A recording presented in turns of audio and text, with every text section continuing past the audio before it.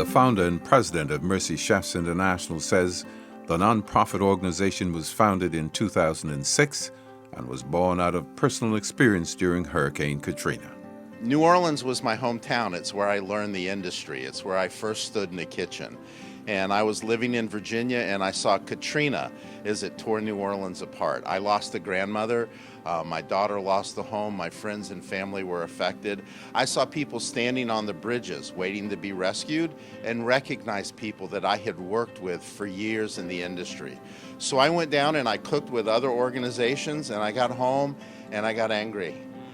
There was no love, there was no passion, there was no professionalism, there was no creativity, there was no sanitation, no time and temperature controls. And I said, I believe there's a better way to feed people that have lost so much. And no one else wanted to do it the hard way.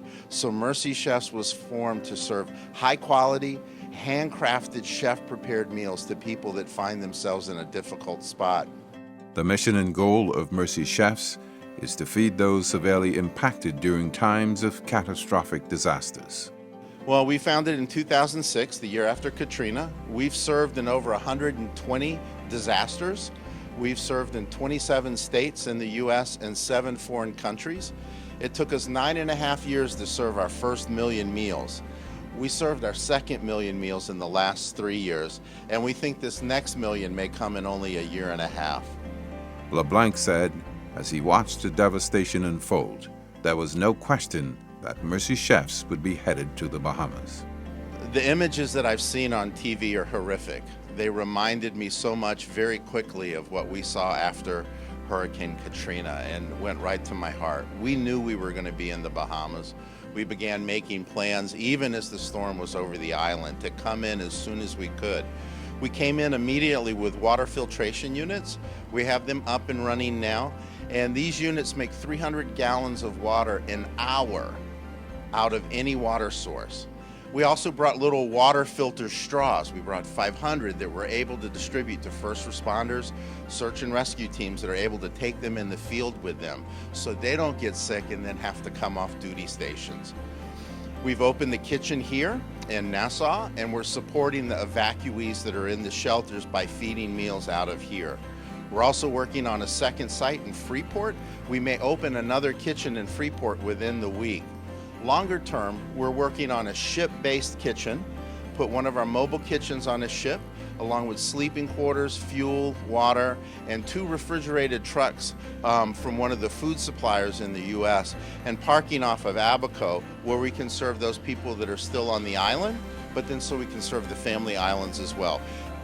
Dave Terrazas, managing chef for Mercy Chefs, said he was impressed by the local volunteers.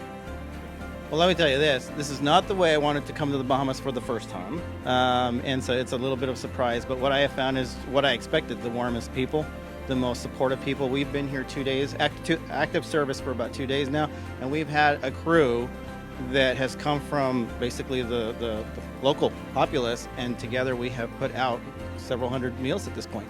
And it is just amazing to see people come together that quickly, fully understanding what's at stake here, and just going out and putting their best, you know. And then there's this incredible spirit going on. There's actually laughter in the kitchen, you know. And we know we're working really hard. The hours are long. The duty day really is very early to very late, and you don't hear any complaints. You know, you just kind of focus on what needs to happen. So it's just been an amazing experience all in all. Very humbling. Chef Lisa Saylor says every mission is unique, but people in need remain the same. You know, I think that one of the things that we all can learn from disaster is that it really doesn't matter the accent in our voice, or the color of our skin, or what kind of way that we live.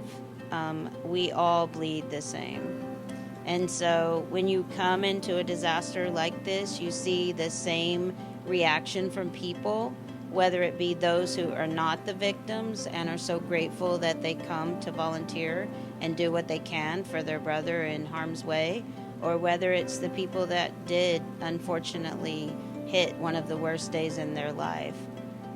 There tends to be a common thread among that doesn't matter if you're in Oklahoma or the Bahamas or California. We see tragedy a lot in the same way, and people reach out in the same way.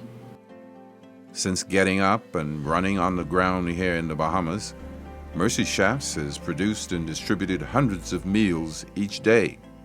Executive Director of the National Training Agency and pastor of Life Empowerment Church, Gadville McDonald, says he is excited about the work Mercy Chefs is doing in the Bahamas, and he is pleased with the role that the National Training Agency is able to serve within the rescue initiative.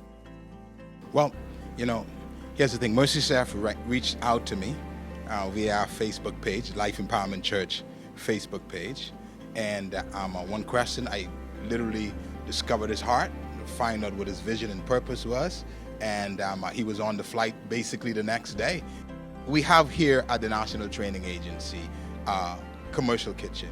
And so the right foot was fit was for Mercy Chef to be here in this kitchen. We have the facilities that they can literally access and do whatever they have to do right here at the National Training Agency. Beyond that, we have trainees who are involved in food and beverage training right now in the current cohort, and we find it necessary to connect them as volunteers over the next week or so.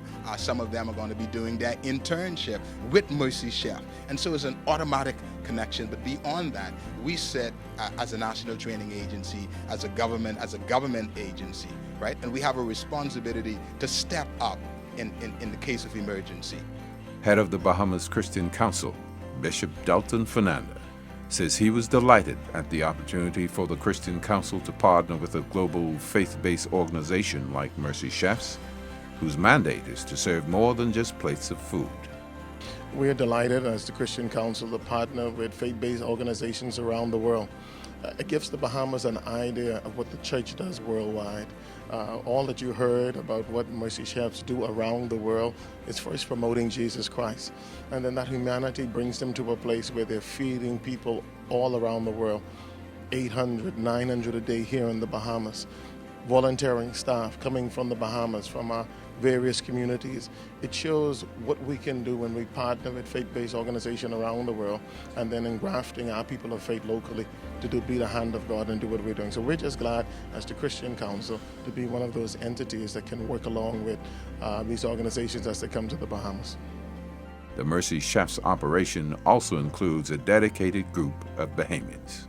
Well, what really made me want to be a part of this great organization is from the hurricane struck the island, I was looking for ways. I felt helpless, and I was really looking for ways that how can I give back. And I wanted to go to another shelter yesterday to help, and I didn't just want to pack clothes or canned goods. I really wanted to make a difference, and I wanted my fellow Bahamians, I wanted to contribute where I could literally put something in their hands. And then my friend Monique telephoned me last night, and she said, oh, I know, I'm the biggest volunteer and I'm all over the place. I said, no, I'm actually looking for a real organization to work with. And she told me about Mercy Chef, and I came here straight away this morning. But as a Bahamian, to see Lisa and the crew come in, total strangers. Listen here, I know Dr. Miles always used to say the Bahamas is where God lives. To see strangers, the outpouring of love is just unbelievable, the international and local outpouring of love. And so I'm very proud. I'm proud to be a Bahamian, and we shall rise again like the phoenix from the ashes.